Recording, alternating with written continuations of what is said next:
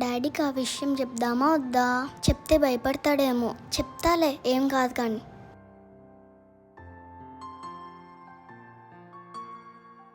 Daddy, నీకు ఒకటి చెప్పాలి డాడీ, కానీ భయపడకూడదు, సరేనా?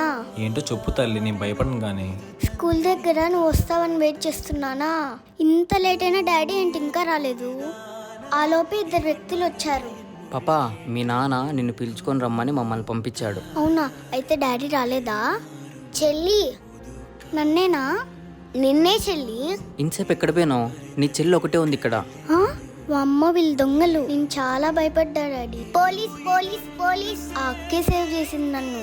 అవునా తల్లి, మరి ఆ పాపకు థ్యాంక్స్ చెప్పావా? అయ్యో, మర్చిపోయాను డాడీ.